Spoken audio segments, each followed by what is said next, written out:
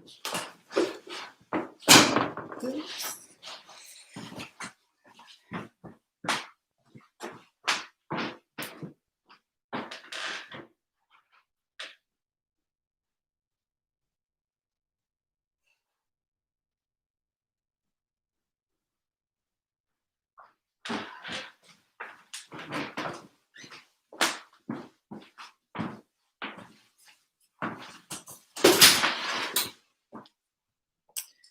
Okay.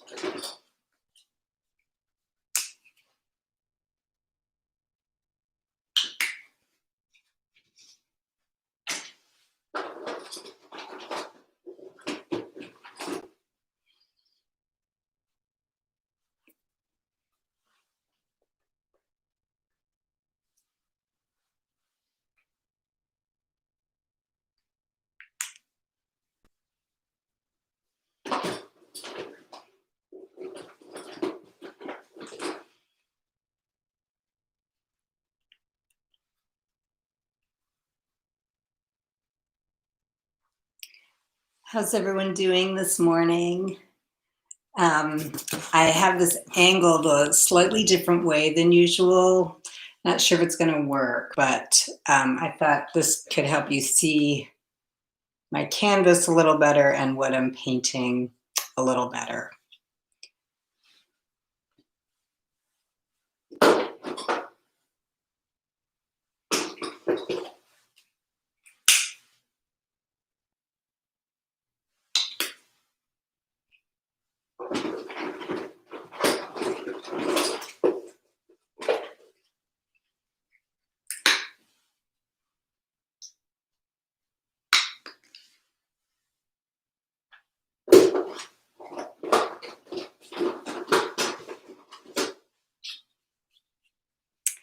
Kathy, hi, I can join you for about half an hour. Yay. Good morning. Looks good from here. Great. Thanks, Lisa. It's really good to hear from both of you. So, yay, welcome back to the live stream. I just decided, I'm not sure what's going on this fall. I am scheduled to teach a couple classes. Hi, Joanne. At AB Tech. Through AB Tech, I'm scheduled to teach on Wednesdays and Friday mornings online through the Zoom platform. And if any of you are interested, I would recommend downloading Zoom, get familiar with Zoom, and sign up, because I think it will be interesting. It should be fun to just see what happens. But I'll be doing that beginning in 2 weeks. And I just thought I would offer these Monday live stream sessions as well. Good morning, Paulette and Joanne. Because I really enjoy doing these. They're really like low stress for me and very fun. And I love October. So I thought it'd be fun to come up with some like fun autumn themed whatever plans for October. So I just scheduled the next 4 or the next 3, including today, Mondays. And I'm not sure what we'll do in November, December, but I'm going to just have fun right now with autumn and enjoying this season. This is like my favorite month. So today we are going to paint an autumn themed still life. So you may be working from a photograph, that's perfectly fine, or set something up. I have set up some things over here. I love just autumn colors and fruits and stuff, and I always like to include my art supplies in there as well. Um, what I've found as I am sketching out my still life, I will move things around, like to work with the composition. So you don't always have to just like set it up and then you're stuck with that. Like it's fun to move stuff around and just figure out what works for you. Something to think about before you get started just laying out your composition is to think about the direction of your canvas. So I decided to go vertical. If I look at my still life and just kind of break it down that way, I think like there's a fun movement in terms of how things in the foreground here are smaller and more scattered, and then the eye kind of moves back. So that was my choice, but it depends, think about that. The direction of your canvas is really important, I think, when you're doing this. So I've just begun to lightly sketch out things over here, and I'm going to take the next few minutes and just keep sketching. I'm working with a charcoal. I just want to get my items in place and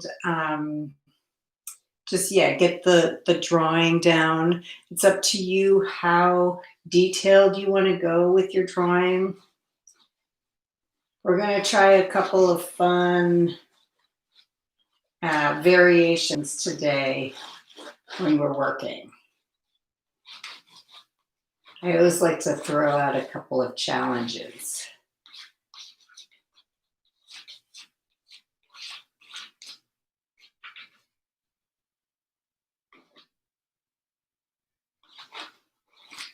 And as we're sketching our still life, let me know if you have any questions on the drawing of the still life.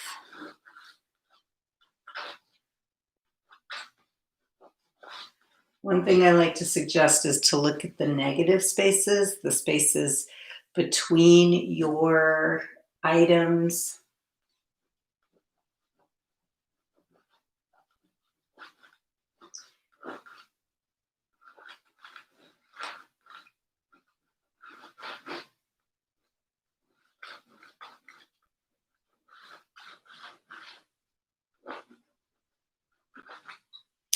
When you're making something like a cup or a bottle, look at the opening, look at the shape of the opening.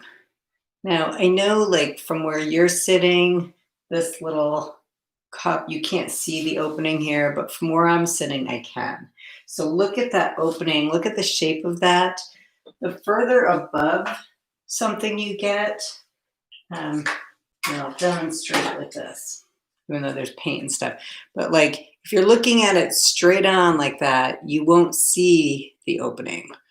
But if you get above it and look down into it, you start to see this here get bigger. If you were standing right above it, looking down, like if you were like, it was a drone or something hovering over this, you would only see that. So as you get more like next to it, you see less of that opening. And then the curve of the bottom line will often follow that curve as well. It depends on how high the glass is, or the object is, or how narrow it is. But the bottom curve is also important. So just be aware of those things. You could start this with a contour drawing if you wish, but I'm going to just do a very light charcoal.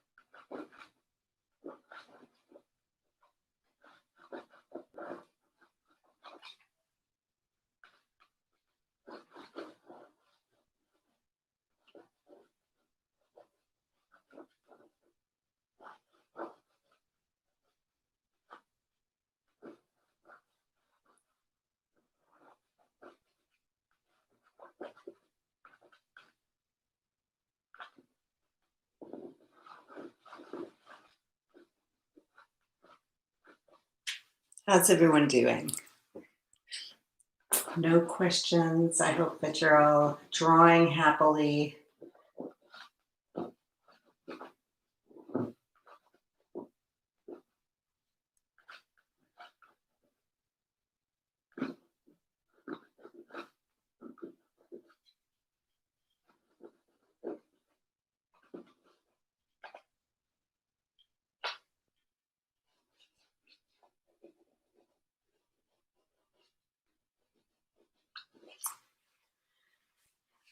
And I would advise that you also take a photograph of your still life on your phone if you can, just so you have it to refer to.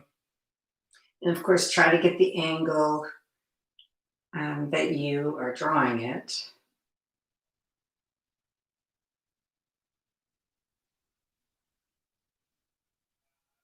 And then you just have that.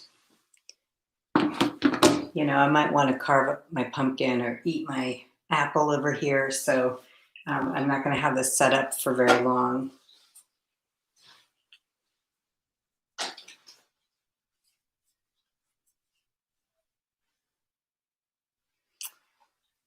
Okay.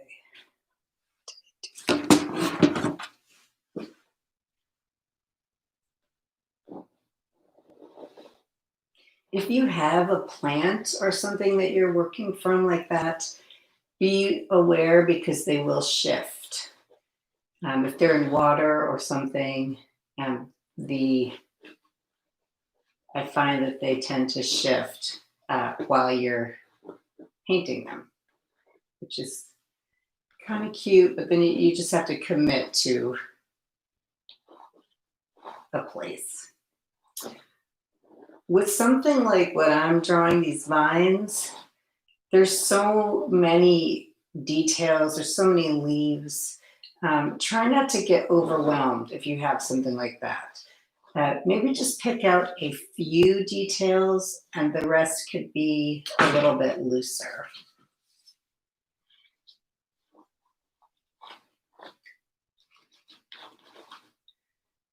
Another strategy you can take when you're doing a still life is to be a little looser in the background, and then the objects in the foreground could be a little bit tighter. Or you could choose like just one spot on your painting that is a little bit more in detail and focused, and other parts that are looser.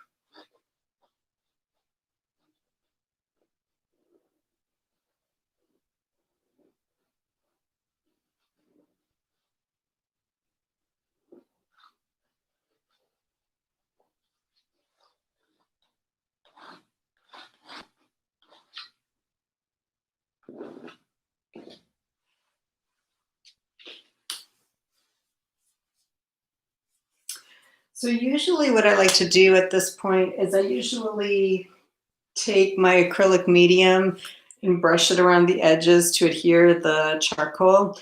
Today what I'm going to try doing is I'm going to just take my burnt sienna and use that.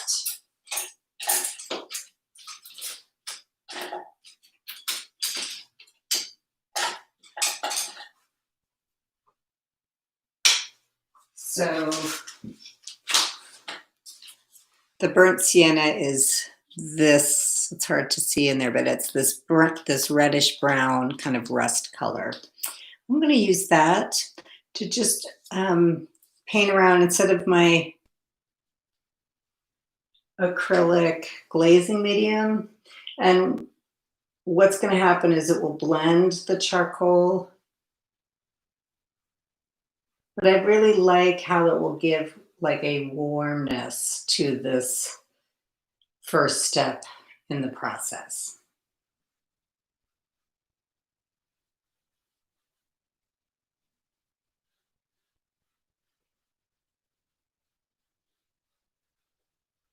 And remember, we're going to be layering our colors. So don't worry if you have like a brown and black darker values. We're going to be layering colors on top of here. We're going to try a couple experiments today when we're layering our color.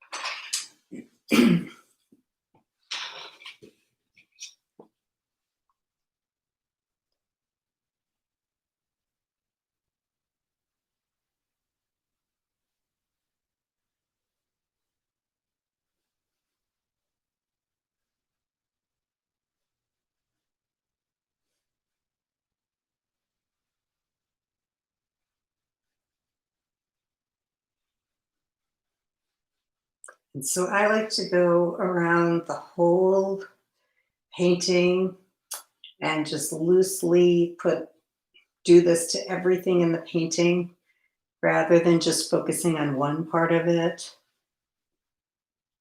for this at this point.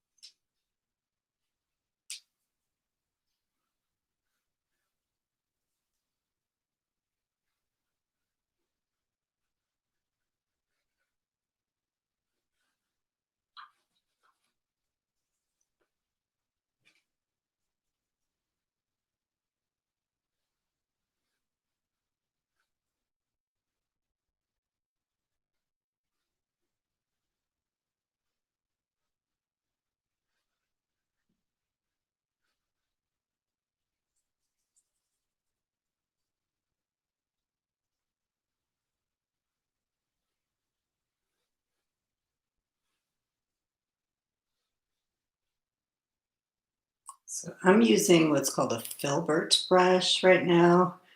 It's a flat brush, meaning the ferrule has been flattened, but the tip is slightly curved. Let's see, how can I show that right there? At the very end. So you have a slightly rounder mark with something like this. You could also, lately I've been getting into working with a round brush like this. I'm going to do that a little bit. Like a bigger round brush. The marks tend to be slightly different.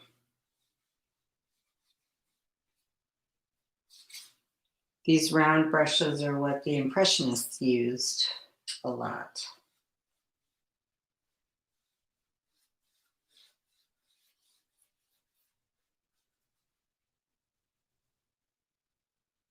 So this could be a good time also to start laying in the lights where the value shifts are going to be, where the lights and the darks are going to be, the shadows.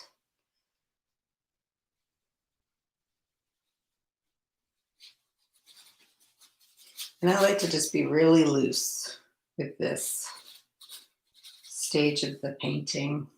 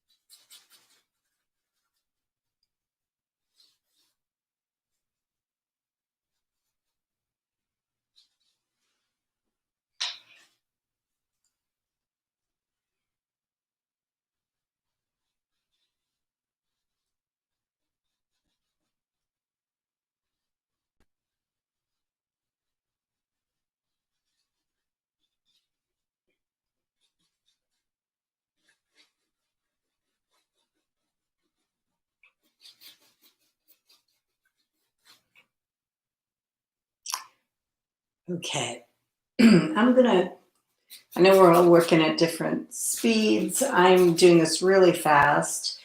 You just keep working as you need to, but the next thing, my suggestion for the next part of the painting is to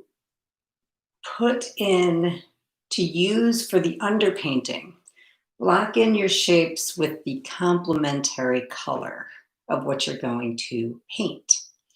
So just a little brush up on what a complementary color is. It is the color that comes across from another color on a color wheel. And unfortunately I didn't, oh, 1 minute.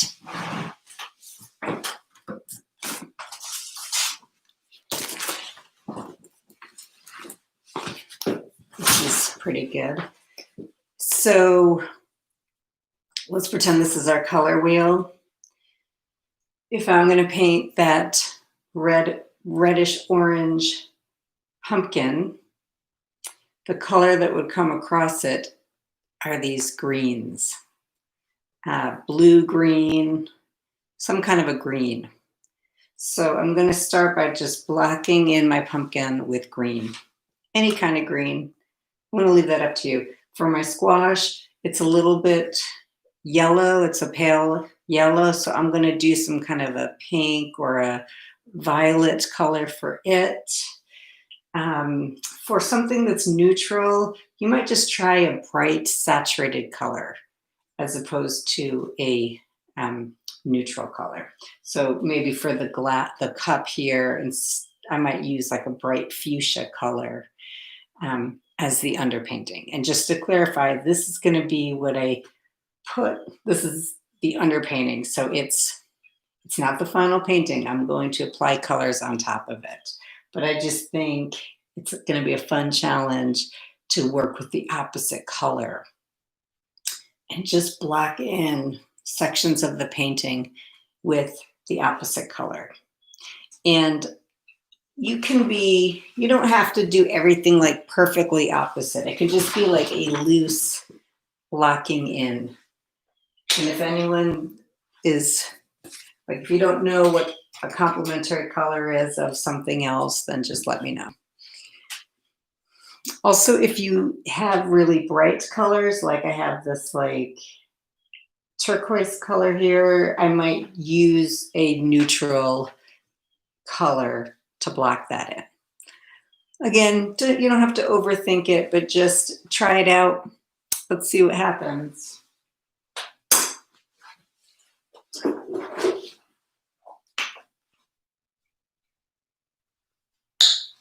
And I'm using my usual colors, my usual palette of colors. I did get some phthalo green, which I'm going to use. I got a new quinacridone blue violet. I love all these quinacridone colors. They're really gorgeous. And I'm going to use that. And then the other challenge for you all is to try to not use white. I went ahead, I bought this Naples yellow, which is a very pale off-white color, very, very pale yellow. This was what was suggested. I saw this somewhere, I can't remember where, but the person suggested to not use titanium white in your palette, to just try something else. Because what happens is people will take the white right out of the tube for their highlights, and then it looks like you have like snowflakes all over your painting. So you want to, for your highlights, you don't want to use just bright white out of the tube. Usually you want to have some other color in it. So this will prevent you from doing that. And just kind of give another fun challenge to this. If you don't have Naples yellow, titanium buff is good. Any kind of lighter shade color. And then if you have to use titanium white, fine, but just be aware to maybe mix a touch of yellow or yellow ochre into it as you're using it.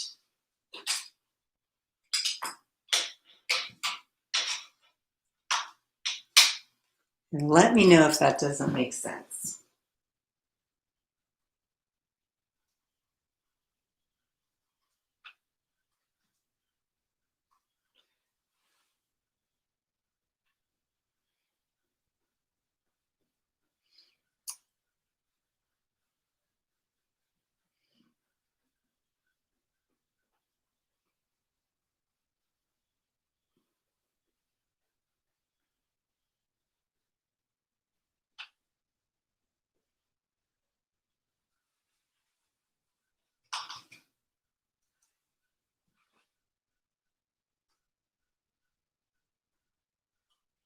So I'm just going around my whole still life right now, blocking in colors for my underpainting.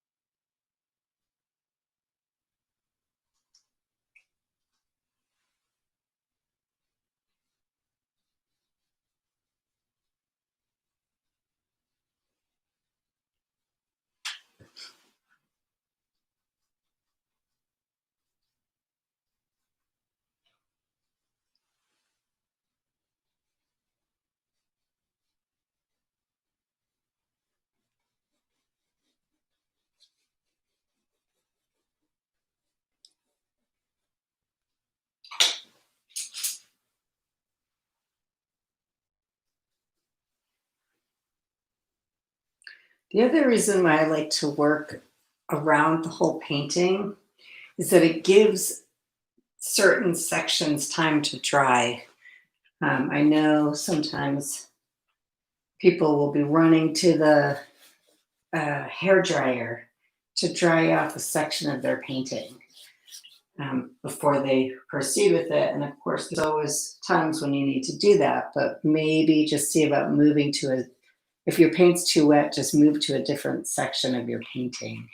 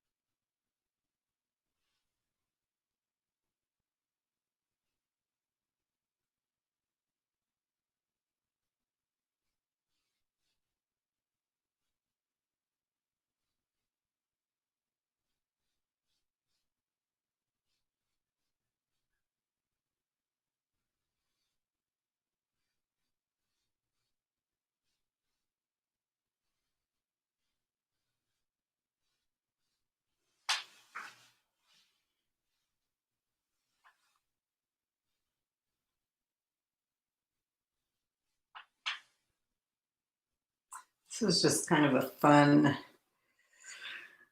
lesson in remembering what your complementary colors are.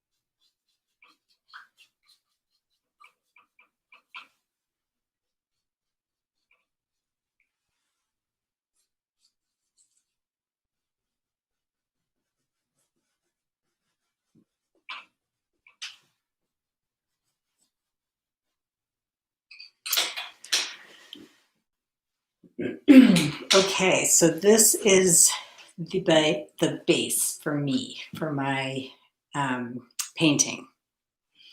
And now I'm going to start laying the colors on top. So this is when it's really important to know about opaque colors versus transparent colors.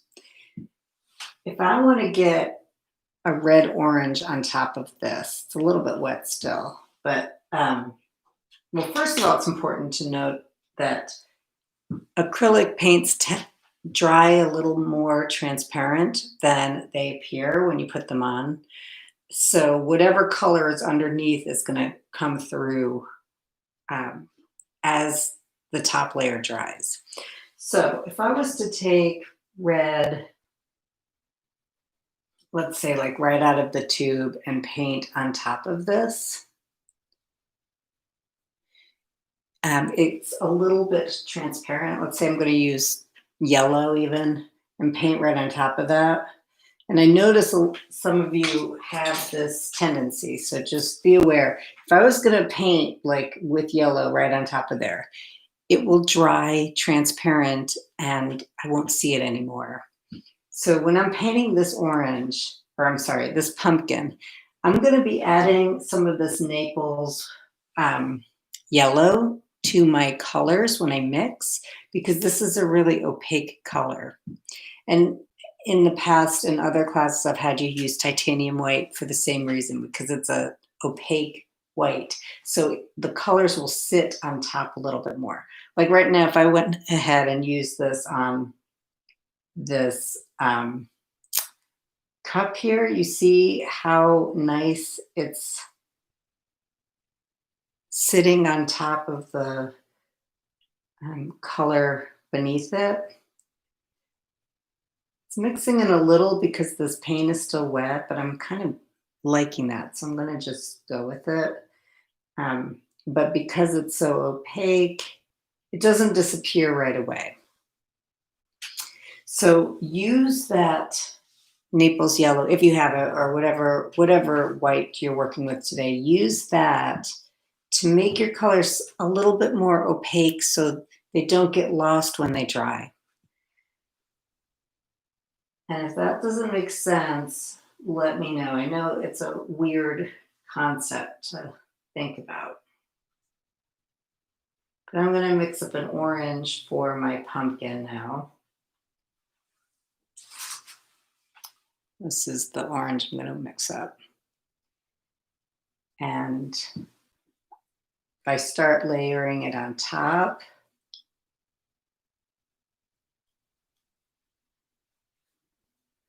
it's kind of disappearing a little bit. I'm going to put some of the Naples yellow into it.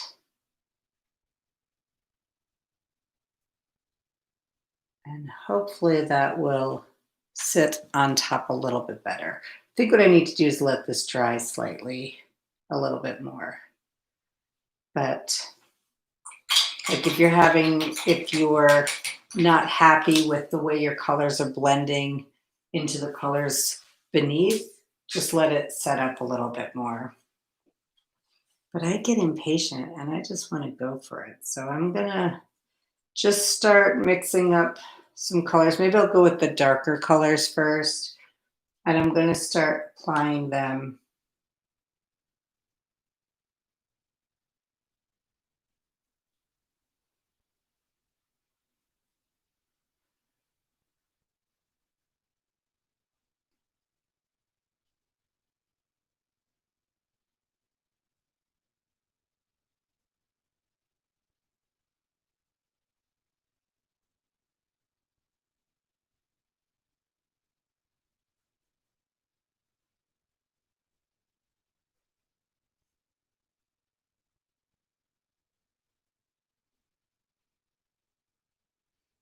When you're working with your paint really wet, when you're working wet into wet like that, that's a very, that's a little more like what it's like to work with oil paints.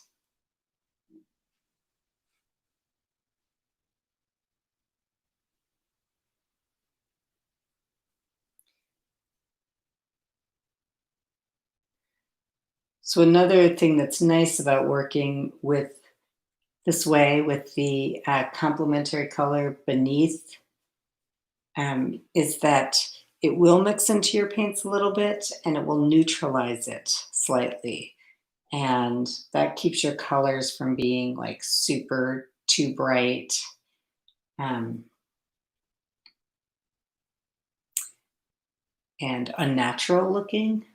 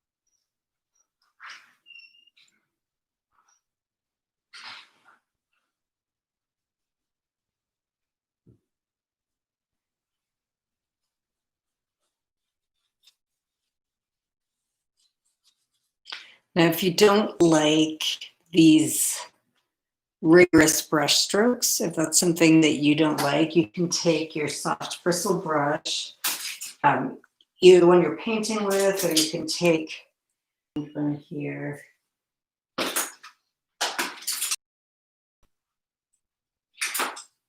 Okay, here's a good one. Something like that. And you can lightly blend on your canvas with one of these softer bristle brushes. So you might be able to see this all blending out.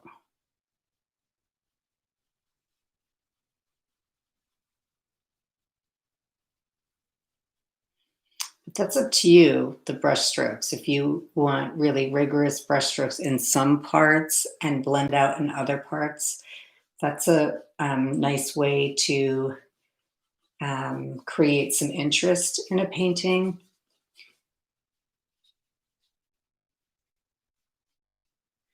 The surface of the painting and the varying thicknesses of the paint itself is a whole other thing to think about. Generally, in a painting where it's thicker and the brushstrokes are more agitated, that's another way of creating a focal point or a place of interest. And I think it's really nice to kind of break up the surface of your painting, like maybe have areas that are blended and then areas that are more um, rigorous and uh, more painterly, sometimes is the word, or just more thicker paint, more agitated, looser. And Again, this is a common technique with oils because oils stay wet so long, you can blend them really well on your canvas.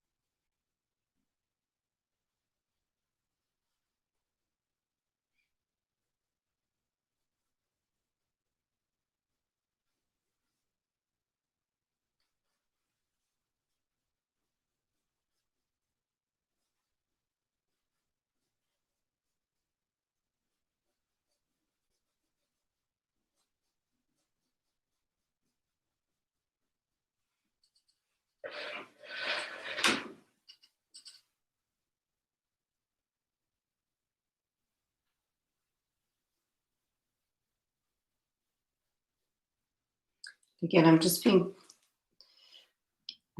it's pretty obvious I'm being really loose still at this stage.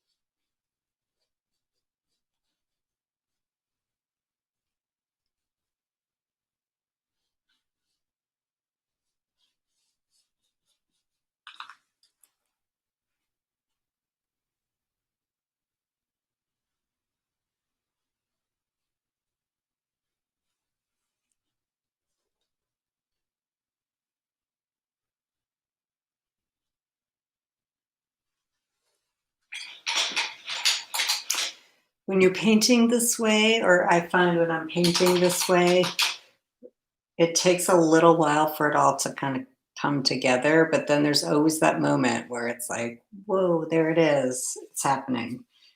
Um, it might take a couple applications of paint.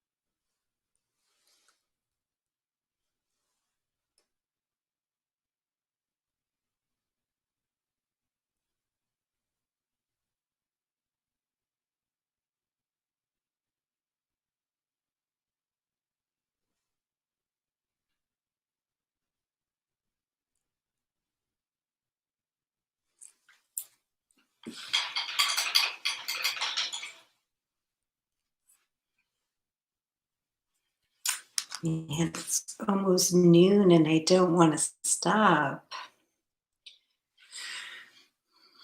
So there's always a little bit of a shadow at the very base of things. And you don't need to necessarily outline your objects, although there are plenty of artists that do. But once you put, you start to see how if you start putting these little shadows at the base, like where the object is sitting on the surface, you start to see things pop out a little bit more. And so for me, I like to use my darkest colors and mix them together to get a, a black. So in this case, I'd be mixing together my phthalo green and this new awesome purple I have, and maybe my blue. Um, Next week, we're going to be looking and talking about black. We're going to, if you have a black pigment of paint, bring that to the class. And then we're going to do two small studies, one where we use black, a pigmented black, and the other where we create our own black. So you can see the difference between the two, because I think it's a really important lesson. I'm always teaching in my classes to mix your darkest value. But lately, I've just been really getting into using black from a tube. So we're going to explore both of them next week. And our subject matter is a black cat since it's October. Um, but of course, you can paint a black dog, a crow, a raven, something like that, if you would prefer that. But a black animal is going to be our subject matter next week. You see how those putting in these shadows really pops everything. It starts to pop everything out.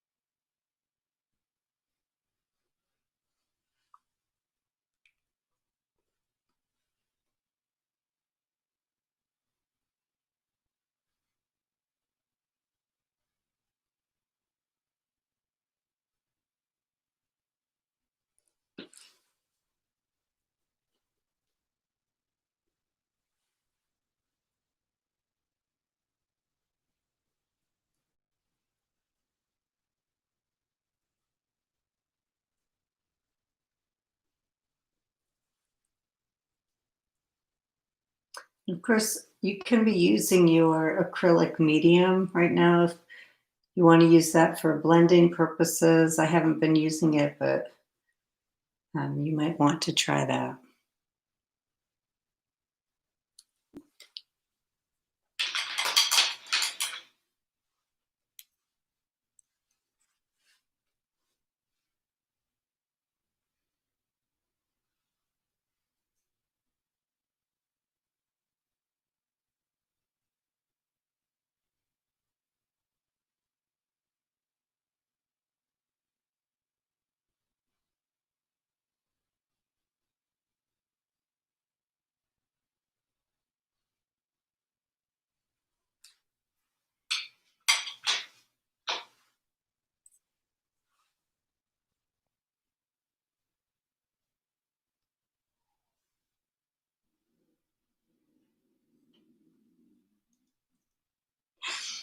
I don't know if you just heard my stomach growling.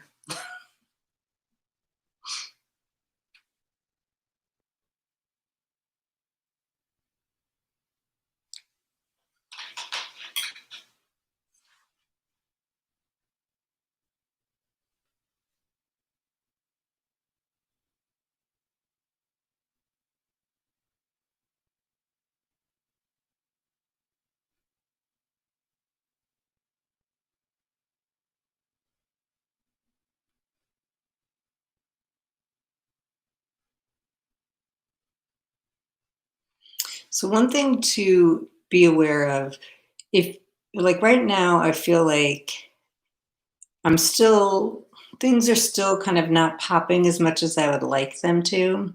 So, what I'm going to be focusing on is more contrast. I'm going to be making my lights lighter, my saturated colors brighter, my darker, and just trying to create a little more contrast for myself so I can see these objects a little better. So they're popping out more. And that's, sometimes people, those are personal preferences, how much contrast you want to create in your painting. I find the older I get, and my eyes get funkier, I like a lot of contrast, but there's also something to be said. And at some point, maybe this winter, we'll do like a snow scene or just something where there's not a lot of contrast. I don't know if snow scene is the right thing, but like a foggy scene, um, because they're equally appealing. It's just a personal preference. But if you find that all your objects are kind of blending together and you can't really see them the way when you look at them, you can see them really bright. But on your painting, it's kind of like looking a little drab. That means you need to amp up your contrasts. You need to go lighter, brighter in some parts, and then you need to go darker in other parts. And you might need to go more neutral also. Get those grays in there. Sometimes you really need those for the bright colors to pop.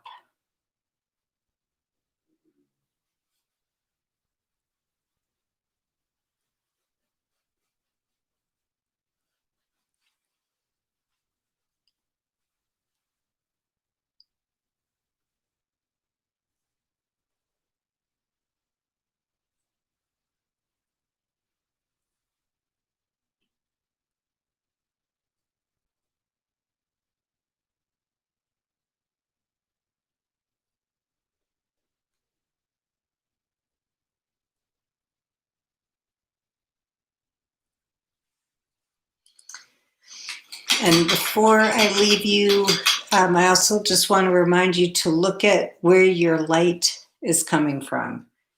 For example, when I look at my little, what is this called? Charcoal chalk pastel. The top of it is brighter because the light's coming from above. The side of it is more neutral. So those are things you want to look at as well to help create dimension in your painting. So you see, I just put that neutral bit there, and it gives it a little more dimension and a little more pop.